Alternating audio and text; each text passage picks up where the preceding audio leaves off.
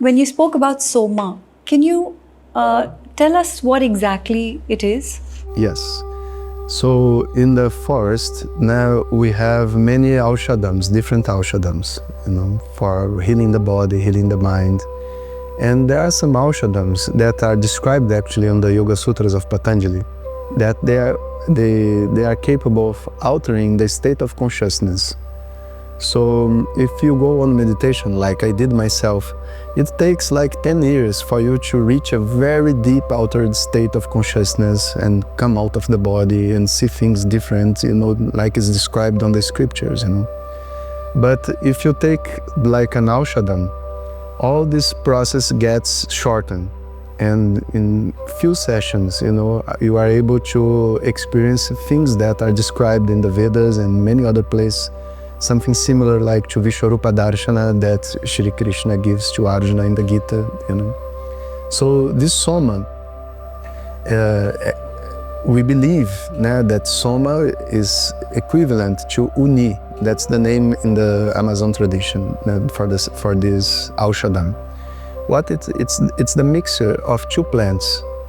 One is like a root and the other one is like a vein, And you take the leaves of the vein and this root and you cook them together and they produce like a tea that you drink, After half an hour, this tea will put on the bloodstream what we say in the medical terms DMT. It's a substance that's produced by our own body and it's in every plant. But in general, it is, how I say, filtered by the liver. But when you do this combination, the liver is not capable of filtering it and then it enters the bloodstream. So physically, this is what is happening, But together with let's say the aushadam, there is some deities that come and bless you. And they guide you through a journey that is appropriate for your needs as a spiritual seeker. So if you are looking for getting rid of a pain, maybe they will take you to see something of your childhood, to understand differently what is happening. If you are looking for some answers for maybe your company that you are working with, maybe it will show some things to you. It will make your mind very sensitive. So you have to be very protected. You cannot take the aushadam and walk on the street. Experienced person could do it, have the strength to do it, but you're supposed to be sitting in one place. And then there will be sacred chants that are very similar to Veda, where there will be some repetition, very long vowels that keeps the mind stable while you do the journey. So on this process, people will have like an instant of self-realization, not the understanding of the I, but a deep understanding of our journey as an individual on this janma. So this basically is what is Uni or Soma, and it's a very, very sacred and beautiful process. That actually reminds me of this Amazonian herb called Ayahuasca. It's the same. Which has become very, very famous, especially in the West. I would call it Ayahuasca tourism. People go specially to do or ayahuasca trips. Yeah. They go there, they do these ayahuasca sessions, and it's become very commercial. Yeah.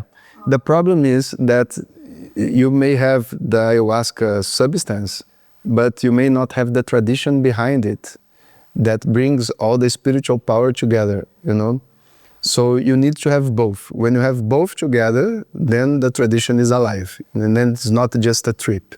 It's a self-grow process, that you go through, And that's the beauty of it.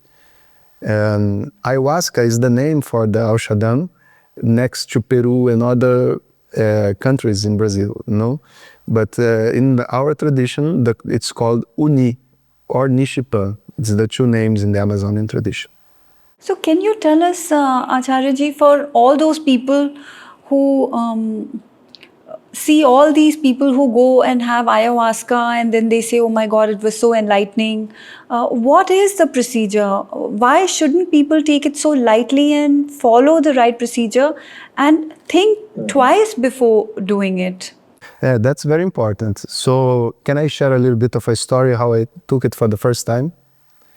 So I had some friends that were leaders in other paths in the Amazon and all that. And they told me, you should take it because, you know, you are a leader there. You have to know what this is something very special. So they gave me a cup like this, big cup, you know, of ayahuasca and drink it. I said, okay, I drink it, you know. Then 1 hour later, I was the same. Nothing happened. A very big cup. Then another day they came again, gave another big cup. Nothing happened, you know. Then I said, what is this? People are all telling, but I'm not feeling anything and I'm not having any experience. So, and then I spoke to another master from that was like a more serious person. And then he said, probably the prayers are not doing correctly, you know. You should be in an environment where the deities should come, you know. So it's like you have to do avahanam and all the procedures. I said, okay, let's do it. So I went to a place and they gave me the first cup. They did all the prayers, nothing happened. And then they gave me a second cup, what is beyond what a person should have, you know, and nothing happened. And then I got a thought, because I'm not on this tradition, I'm on the Vedic tradition. So I should seek the permission from the Vedic tradition first, you know. So I went in deep meditation and spoke to Mahaganesha and all the other deities that I connect myself to and asked them, please let me go and have this experience. The moment I said that, my mind just went out. I went out of the body and traveled, you know. And then I understand things completely differently, you know, because it's not about the drink. It's about a connection, you know, that you have inside yourself, and that the drink is just a way for you to get, let's say, more Shakti, you know, to do whatever you would do in a meditation, you know. So after that, I said, okay, this is part of my culture. I'm on the Vedic tradition, but I have to learn this properly. So I went to all the old shamans in the forest and everything and asked them to teach me, you know. And then slowly, I started going to this path some years ago, and that's how it was. So why do you think ayahuasca became such a trend rather than soma? Which is good, but I'm just wondering. It's because if you take it without, let's say, a very focused intent, you know, to grow and to go to the process that ayahuasca is made for, you know, it can become very pleasurable. It will become like, how I say,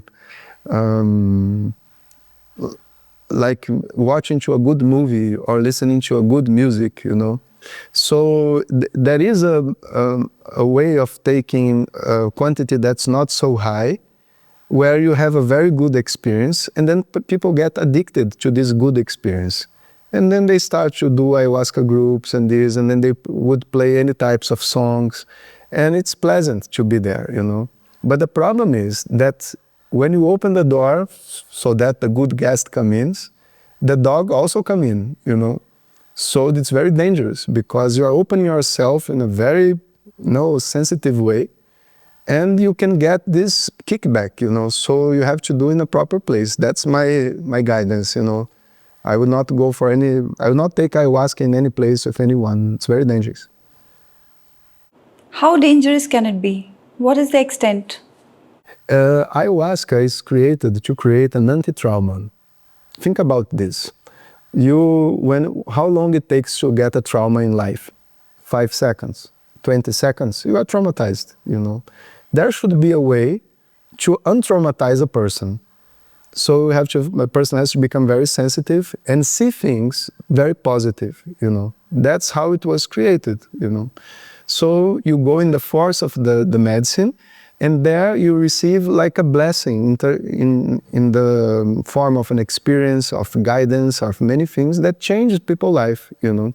So it's something very positive. But if you are very sensitive and you have a discussion inside ayahuasca, my God, you create a new trauma. So you have to be in a protected environment with a person that you trust. You have to feel the calling to do this type of practice. It's not something out of risk because you can get traumatized again, you know.